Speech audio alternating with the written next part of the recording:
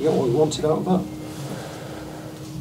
that? Yeah, in some ways we got a chance to get everyone a taste, everyone that was fit and healthy to get a taste of some footy today together.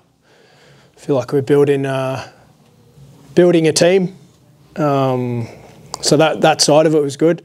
Probably lacked. Most of the players come off saying they didn't really get much con benefit out of that game. It was very stop-starty, which will be the case while other teams concede penalties, and that's what we just discussed. We need to be a bit cleaner with some of our D, but overall we've been a clean defensive team. You guys have pointed that out as well at times, but we were still punished today, and harshly at times I thought. But yeah, it lacked the flow. The video ref intervening for penalties and off the ball sort of stuff, that's going to be a real supper, I reckon, to the game. It's going to stop the flow of the game. I think the match review committee can deal with those things and keep the game going. But if that's the way it goes, the games are going to be slow, and both teams would say that today, I'd imagine. But it was a good hard game. Could have gone either way.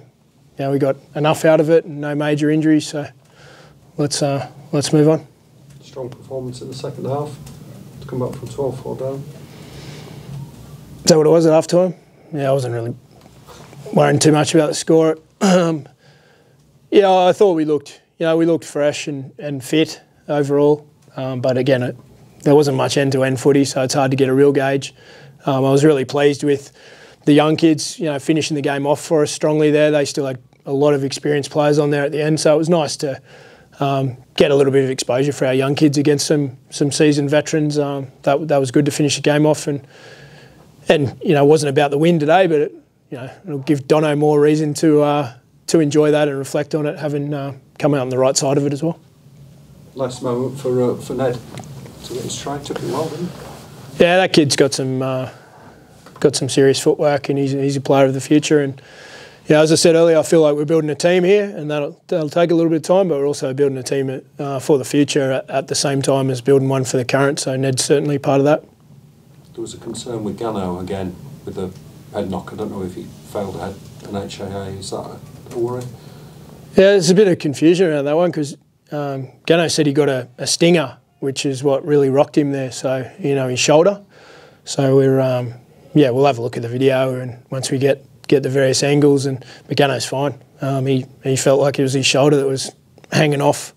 So I'm not sure the rest of that process at this point. I'll check it out afterwards. Fussy Till was originally expected to play and he didn't. Can you tell us why? Fuss trained really well on Thursday, and that was kind of a bit of a fitness test for round one. We were arm and ahhing early in the week about whether we just trained hard this week.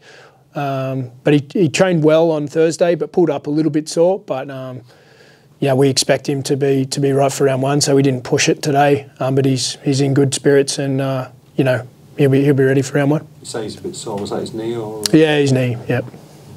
Can I just ask you what Mikel Gudemon's injury is? He had a very mild pec strain, so he's disappointed he didn't get to play today.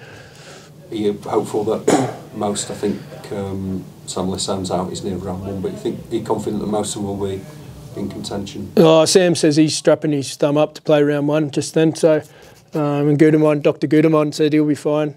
Dr. Holroyd and who's the other one? Dr. Bentley, they're all trying to rule themselves in at this point, but we'll see how we go. Were you pleased with, slightly off topic, were you pleased to see Hudson get some minutes on Friday?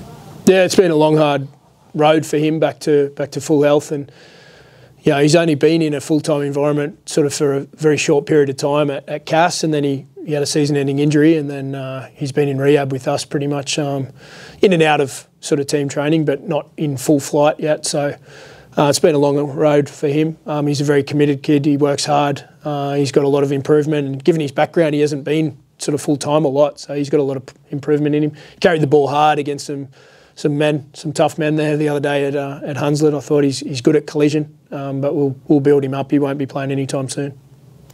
we only see him for 80 minutes on a field, Rowan, but Tom Nicholson-Watton and Leon Ruin, how well are they progressing and developing at the minute? Based on what we're seeing, look like they're coming along just nicely. Yeah, they are. Those kids train all the time, and Leon had an elbow injury, and that was the first. I think that was around 26, was it? And that was the first time he'd missed a session since he'd been here in 12 months or 14 months or something. So he's done a great rehab, and he's shown that last week he did okay, and then today he's done well. He's done ahead of schedule on that rehab, or on the underside of whatever the estimate was.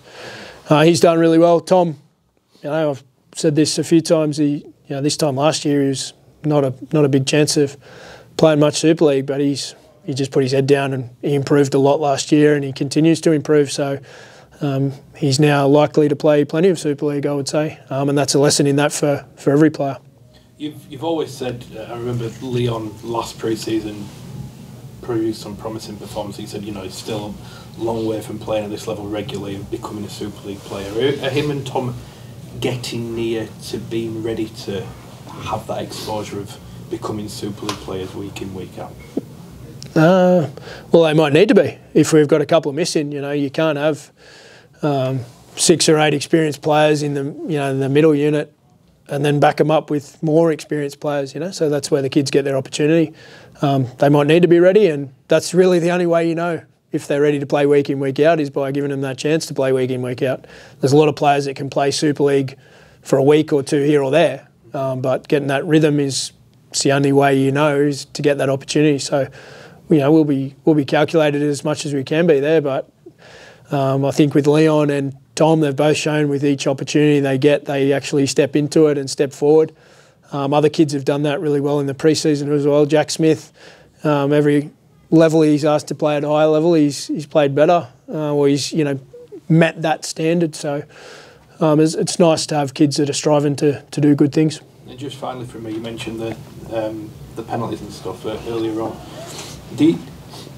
As a coach, are you looking at it and confused by some of the interpretations that you've seen, or is it a case of you guys need to get better? Is it a little bit of both? What would your assessment be of it at this stage? There was talk that they were going to crack down on the markers today, so they were eager to do that at times, I think. But the next can of worms there that they need to, now that people are getting to their feet to play the ball, some of the ball carriers are then just taking half a step to the side once they're on their feet. So now the markers don't look square, and the referees are looking for the markers to be square. So these are tricks that players have done for years and years, and that was evident today, I thought, on a few of the marker ones where we were getting called out, where the players were stepping to the side a little bit. No, I'm not confused. I think it's very clear what they're trying to do. I didn't feel perhaps like the officials today had full control of the situation. There was a lot more crowd roaring and players frustrated by lack of intervention at times, where in all the other games that I've watched, it's been sort of flowing and less of that niggle. There was one time there where Harry has been known to be a penalty milker in the past, but he had a 15-second wrestle on his feet with the ball, and that one didn't get awarded. And then there was one a few plays later coming the other way, which was, comparatively, it was so. We're all learning. It's a pre-season game for everyone, so it's definitely a cleaner game, and there was some good footy played today as well. Are you expecting Paul Momorowski to be able to play round one? Because I know he's been in Australia, hasn't he? I am, yes. Cool. And how did you think Brodie Croft got on today? Thought he looked like Brodie Croft, but in a better coloured jersey.